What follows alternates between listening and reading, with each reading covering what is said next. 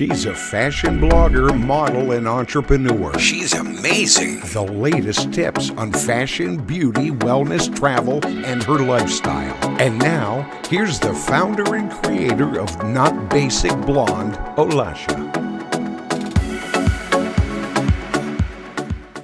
Hi, Pattie. I'm so glad to have you on my podcast. How are you today? I'm doing great. I'm so happy to be here. Thank you. And you being so popular, having millions of followers on TikTok, and of course, having and talking about the biggest subject, it's kind of popular right now. So we would love to know more about you and how did you start your career? Sure. So I have a career in finance. I initially was a prosecutor. I was a lawyer. So then in 2001, I fell into finance and I've been doing that ever since. And right now, I'm the director of mergers and acquisitions financing at a lending institution. And, but I do my side hustle, which is really empower women in their work, in their wealth, in their worth, and also in their love lives to just be the best version of themselves. That's a huge side hustle you have. You're very popular. It is. It's a huge side hustle, but I love it. I'm so passionate about it. You've written a very popular book and how not to date a broke dude and all of that. So, how did you come up with the idea and what inspired you to write it? Yes, never date a broke dude. I call it, it is the financial freedom playbook. And it's truly about teaching women financial independence.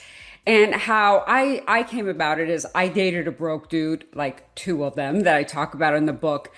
And I just realized that a lot of successful women date these broke dudes because we are not worthy enough within ourselves. And these broke dudes, they make it seem like, oh, you know what? They're so sweet and they're giving us what these other like professional men aren't. But the reason that they're giving all those things to us is because they don't have a job. They don't work, right? They have all the time in the world. But it's really about giving women step-by-step instructions on how to be financially independent, on how to act at work and what to do at work in order to get promoted, in order to get raises, and also, most importantly, about how to have self-worth because we women, unfortunately, because of the way that we've been raised, don't have the self-worth necessary to succeed in life general. So true. And money topic, it's always like the hottest topic and always the hardest Yeah. topic to talk about, especially in relationships. And what do you think when you should talk about money with your potential partner? Yes, it's such a taboo, right? I mean, we go into relationships, we know everything about this person, like what food they like, what movies they like, all that stuff, but we never ask about finances. And the second that you think that you're going to be in a serious relationship with someone, that is when you need to start talking about finances. And when I say talk about finances, like really talk about finances, I give 7 questions in my book that you should ask your significant other prior to getting married. And some of them are just what is your credit score? Like that is so important because you can't even rent an apartment without a good credit score, literally, right? You should ask about their spending habits. Are they a saver? Are they a spender? What are their financial goals? Like, for example, if you want to buy a house and you want to retire in Spain, do they have the same financial goals? Are they willing to meet your financial goals? So these are some of the questions that we really need to ask up front before we get serious with someone. Yeah, that's so true because sometimes it's like totally different story. And Yes, it never happened to me, knock on wood. good for you. But also, like some women do kind of get themselves in those situations. But it's also like fine lines. Some guys are very financially stable and very wealthy, but they're stingy. So Oh, there's like, absolutely. Yes. And I talk about this because when I say a broke dude, it's about a mindset. You could be rich and be broke. You could be emotionally broke, right? You can be morally broke. And a lot of these guys I find, I'm in finance, right? The people that show up in the Ferraris and the $50,000 watches, typically they are the ones that are broke. I'm telling you, because all they're doing, they're just flashing and flashing and flashing. And I talk about this in the book as where I went out with this guy once who pulls up in this Ferrari and is so rich, and we go to like the best restaurant in town. Literally, he's ordering, I don't even drink, but he's ordering like $1,000 bottles of wine. Okay. I'm like, this dude is rich. And this is when I was younger, I didn't know any better. His credit cards kept getting rejected over and over again. Yes, he gave another one, it got declined. He gave another one, it got declined. I ended up having to pay for the date. Now, he paid me back. Okay, he paid me back. But still, just because someone is flashy, that doesn't mean they have money either. Luckily, he paid you back. Yes, I know. I was so pissed. I was Oh my so pissed. God. I'm like, you cannot be serious. And obviously, I did not go out on another date because it also shows that he's financially irresponsible, right? You're Yeah. driving a Ferrari, but all your credit cards are getting like declined. Come on, dude. And also, like so many guys, yeah, they do like they're flashy, but also even having the wealthy guy sometimes doesn't mean it's your Right. wealth. No, absolutely. And what they do is they control you with that wealth. If you don't have any money for yourself, they give you that money. But, I've always said money is nothing but an exchange of energy, right? Somebody gives you money in return for something, whatever that may be. And typically they're able to control you with that money because in your mind, you're like, I have a good, I'm flying to all these amazing vacations. Look at where I live, look at all the clothes. But something is attached to that. And you're a lot less likely to be able to leave that situation if you don't have your own money. Yeah, so true. And also, I learned hard way how not to build the guy and not to Right. support someone unless they ask for it, or just don't go out of your way to do things that you think will be for the future, but actually it's for the guy. All right, exactly. You think that it's for your future. I did Yeah. that. Like this guy that I was engaged to. Again, I talk about this in this book in my book. I was engaged to this guy and I thought I was going to live the rest of my life with him, right? And so he was trying to build a business. I took out $20,000 out of my credit cards to give to him to build a business, which went nowhere, went nowhere. So like you think that you're helping you, right? I was like, okay, I'm helping us, but no, I'm just helping him. Yeah, like I had a story. I was with a guy for 11 years and I was by his side through the worst times, and I thought it Mhm. was for us, but it was for him. Right, exactly, exactly. Yeah. Also, you went from being in debt to being a multimillionaire. What are Yeah. your three financial non-negotiables? Yes, this is so important. I talk about that. So yeah, when I was 35, I had $160,000 worth of student loan debt, $30,000 of credit card debt because I had just dated the broke dude. Okay. I had no savings, I had no 401k, I had nothing, right? And I went from that to being a multimillionaire. And you really, there's the basics, right? You have to budget, you have to do all of those things, which are really important. But I think a couple of things people don't think about are these. One is that you only buy something that gives you an enjoyment of 8 or higher. That's what I did. If it didn't give me an enjoyment of 8 or higher, I didn't buy it. I was like, this is not worth it. Okay. The next one is I started writing down everything I was buying. And then I would review it at the end of the week to see all the shit that I was buying that I didn't need. It's amazing. And then how much it totaled up, right? Like it was crazy. So that's another thing I did. And lastly is if to this day, if I'm going to buy something that's a non-essential, I the only way I buy it is if I have the amount of money to put it in my investment account. So if I'm buying something that's $200 that's not essential, I have to have $200 to put in my investment account. Otherwise, I don't buy it. That's a very interesting concept. And how did you separate your income when sometimes people say, well, you have to have your income, then you put 10%. Here it's put Yes, yes. for necessities. Right. Yeah, so here's the way that you should break it down, okay? So you should really have 5 accounts and you should set up your paycheck to go in those 5 accounts automatically, okay? And here's what you need. 50% of what you make should go into a checking account. That is your needs. Your hair is not your needs. Your nails is not your needs. Those are things that you need to survive on, okay? 50% max. Then 30% maximum should go to your wants.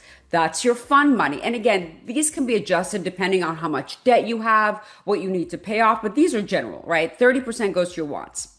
10% goes into your savings. That is for long-term purchases, or if you want to buy a house or a car, you should always have savings, all right? 5% goes into an emergency fund, and that is in case shit happens fund. We all need an emergency fund. You need 6 months worth of living expenses in that emergency fund. 5% goes to an investment account. Once the emergency fund is at 6 months of living expenses, that 5% goes into your investment account. I love that. Yeah, that's the way you should do it. That's a great breakdown. Yeah. How early in relationships do you think it's appropriate to discuss finances, and what are the red flags? Yeah, so like I was saying, the second that you think that you are going to have a serious relationship with this person, that is when you start talking about finances immediately. Some of the red flags, if they don't want to talk about it, and they will try to Jedi mind trick you into thinking, I don't want to talk about it because money is not important. Like we're in love. Love is all that matters. That is complete bullshit. Don't listen to that. Marriage is a financial transaction. It is not a romantic transaction. Finances are the number one reasons people get divorced. Okay. So you need to have that talk. And if this person doesn't want to have that talk, if this person isn't willing to put all their assets on the table to show you what they have and is open and honest with you about that, that's a huge red flag. You shouldn't even consider being with this person. And as far as like some men trying to accuse women, when you start money subject, Uh-huh. finance subject, they start accuse women of being a gold digger Oh, or, try to go after their finances. Where's the okay. fine line, do you think? Yeah. Any guy that calls you a gold digger because you're asking about finances doesn't have any money. A guy who has money is not going to care about you asking about finances. They understand finances because they are hopefully successful in business, unless, they acquired it through family wealth or inherited it, but that's rare, right? So this person understands finances. So the guy that's going to call you a gold digger for asking about finances is the one that doesn't have a pot to piss in. Those are the broke dudes that don't have any money, that are worried about women taking the money that they don't have. So true, and I noticed that too, because for guys that are stable and they don't care about it. And of course, Right, them in their business, everything is a transaction, everything for them is the business too. right. So of course, they going into relationship, they will know, I mean, they will want to know and want to define like actual lines and set rules and kind of set a tone for it. So like they know. Yes, absolutely. Absolutely. Yeah, they don't care. The guys with money will never call a girl a gold digger for asking about finances. Yeah, and they understand expenses and they understand the needs. Yes, And other ones will say, "Oh, absolutely. you're asking too much." Well, Absolutely. Yes. what do you think the biggest financial mistake you can make? The biggest financial mistake that you can make is not investing early enough. That is a huge financial mistake, and it can cost you millions of dollars. I didn't start investing until I was 35. Had I started when I was 25, by retirement, I would have an extra $3 million. Dollars.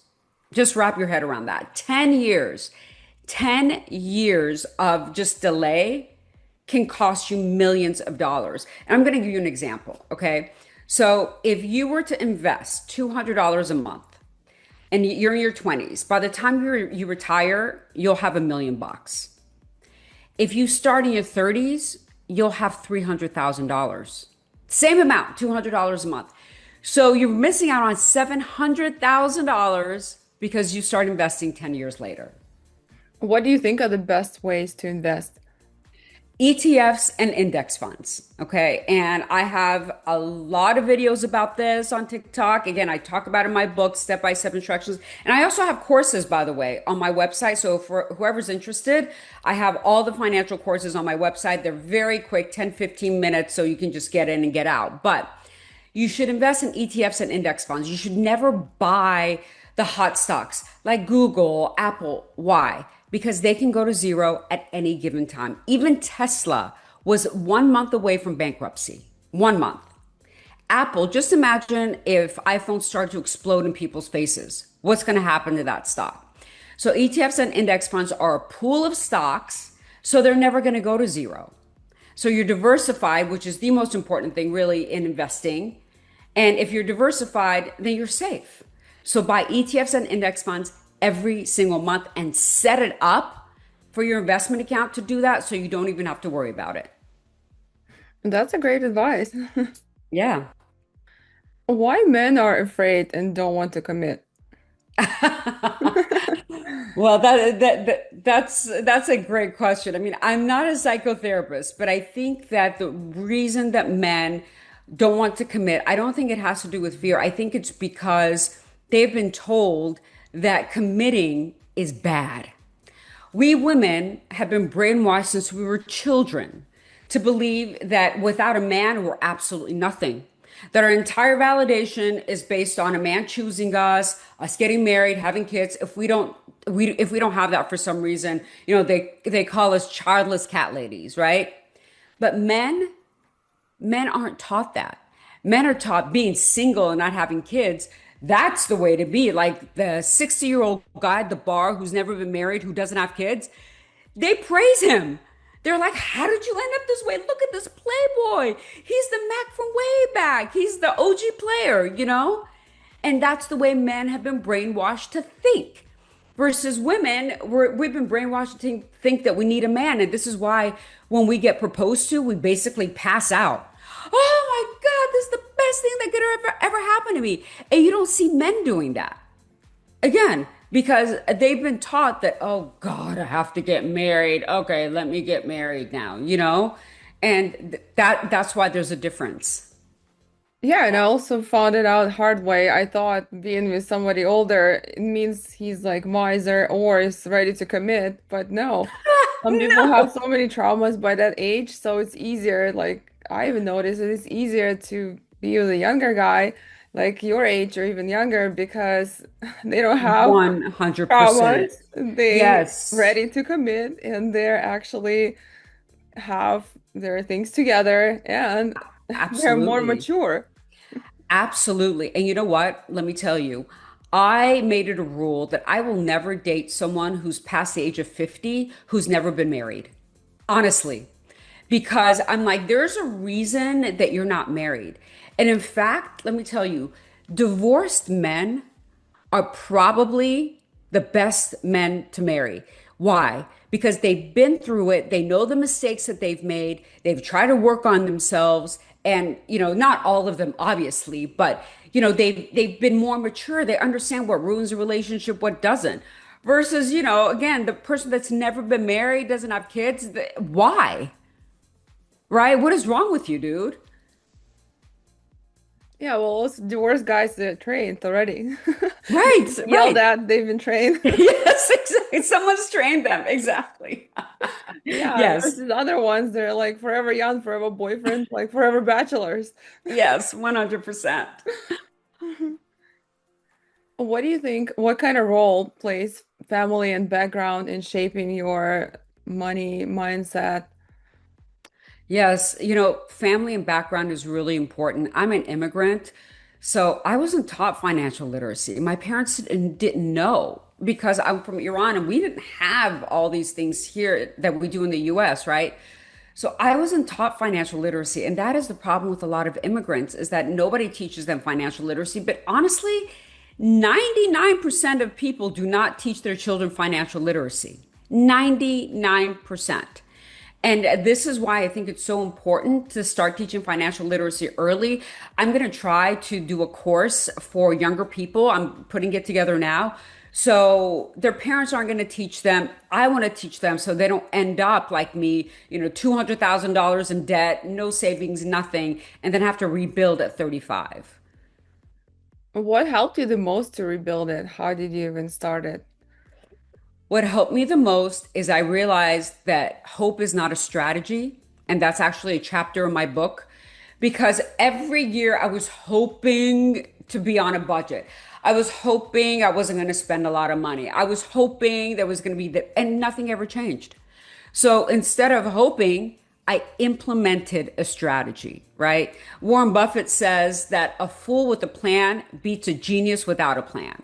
So I put together a plan. I put together a budget. Right now, it's so easy. There's so many budgeting apps online. Me, I was doing it on an Excel spreadsheet, literally back then, right? But I just went on a budget and I really truly believe the importance of being on a budget and feeling accountable. And I also had an accountability partner and we held each other accountable to why did you buy this? You really didn't need this. Why did you buy this $5 coffee? You can make your coffee at home. So that is really how I started to become financially responsible. That's amazing. And as far as mindset, how do you change from like, how do you go from negative mindset to positive? Yes, around money, this is how you do it. You have to understand that money is not a voucher to spend. A lot of people who have money problems is because they think, I have the money, I can spend it. That's the way they think of money. And money is not a voucher to spend. Money is a voucher for your future. That is the tool you use to make more money, right? Money is not to be blown on depreciating assets like cars, like clothes, like crap like that that's just going to depreciate. Your money is a voucher to make more money in investing, in buying real estate, in buying property, and investing in appreciating assets. What do you think are the appreciating assets? Real estate, Mm. huge. Investment account, huge. Those are all appreciating assets. Things that, 3 years from now are going to be worth more than they are now. And a car is not it. So true. So many people like to flex on the car. Oh God. I'm telling you, I'm in finance and I look at people's personal financial statements and I'll see, okay, in their savings, they have $1,100, but their car payment a month is 3 grand. I'm like, wait, am I the only one that thinks this is ridiculous? What is the best financial advice you can give to women? Be your own prince. Stop waiting for a guy to come and rescue you mentally, emotionally, financially. Give yourself the life that you want now. Get a career. Start building your career so you can be financially independent and not have to rely on a man. Because when you make and control your own money, you have control over your own destiny. It gives you power, it gives you choices, and it gives you safety so that you can leave a relationship at any given time without feeling like I have to live on the streets if I leave this relationship. Your prince is not coming.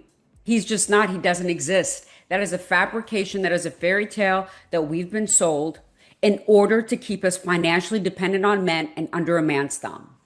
And there is also two things I wanted to highlight because some women are married or in relationship and they are kind of like depend on the guy financially and they don't have like allowance or any of that. And I think it's very important to even have a salary, like if you're married, to actually set up access so you can freely do whatever you want to do with your Well, money. absolutely, absolutely. You should, even if you're married to a rich person, a man is not a financial plan. I don't care how rich your husband is. You need to have a separate account where you have money in there, however you're going to get that money, get a side hustle, whatever, where that is the money that only you have control over and that you can do whatever you want with that money. And he doesn't control it. Every person, not just women, men should have that too. Every person should have an account where they control themselves. Now, if there's a joint account for household needs, things like that, perfect. But you need to have and control your own money. So true. And also, I noticed a trend there is like, yes, you can be very independent, but then to the point where people, so many people end up alone because they just don't want to deal with anyone at all and don't even want to, Yeah. put up with anything. So they do end up alone, and it's the biggest trend I see right now. Because we realize that we don't need men to be happy, honestly.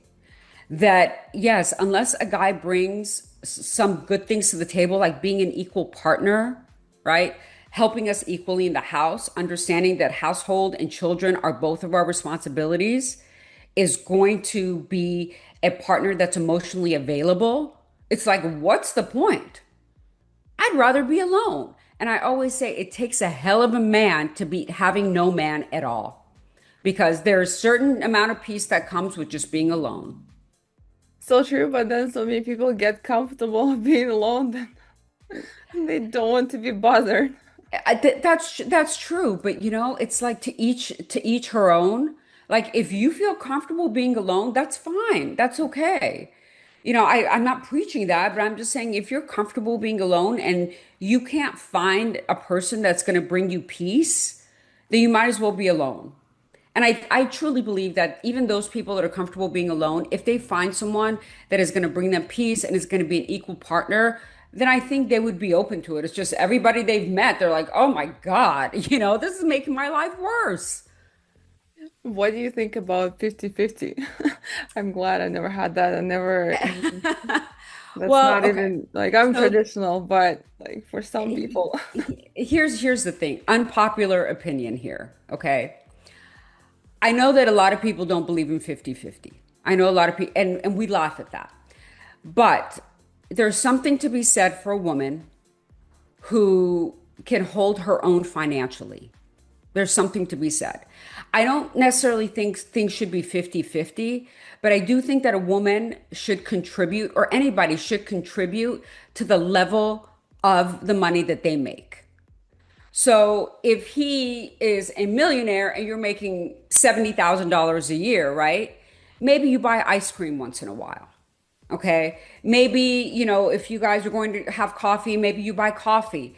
But what's important is that you're never a freeloader off the man, because that's going to be very apparent. And again, they're going to try to control you with that.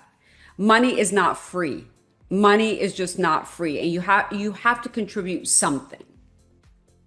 But how about contributing your energy and contributing like in household, contributing like helping him being successful and all that? That's a huge contribution. I think it's way more than money and way more valuable because it's your years you use and your energy. Sure, but the men don't think of it that way. And I'm being very honest with you. I'm being very honest with you. So, what I am around financially successful men. I am in a male dominated industry. I work with these men all the time. There is not one guy, regardless of how much money he has, that doesn't complain about his wife spending his money. Not one. Every single one of them, regardless of her being at home taking care of 5 kids, taking care of the home, taking care of everything. Not one of them appreciates that to the level of being financially independent.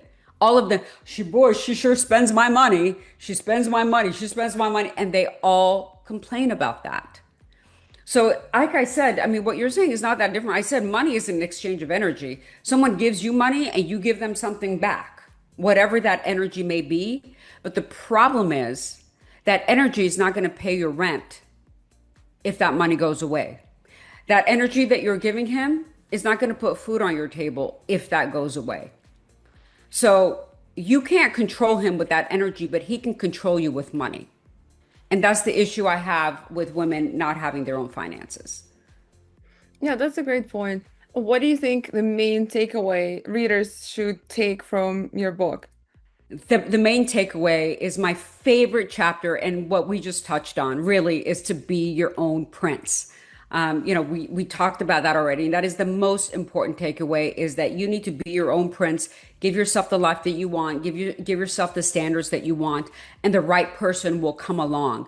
And really, people need to understand that Prince Charming doesn't exist because a man that is healed and whole is not going to want a damsel in distress. That man is not going to want a pet project. A man that is healed and who is whole is going to want someone that he can build an empire with, not someone that is going to drag him down or that he has to feel like, oh my God, this is my pet project. Let me just try to fix her life and fix her emotionally and fix her financially. The guy who wants to do that for you, okay, is a guy whose entire validation is based on fixing you, is based on being a prince, and that leads itself to insecurity and that leads itself to control. Do you think all the guys are controlling? Because I've seen stories that guys are not controlling and they still like help women and they still cherish them. And I don't think I don't think all men are controlling. No.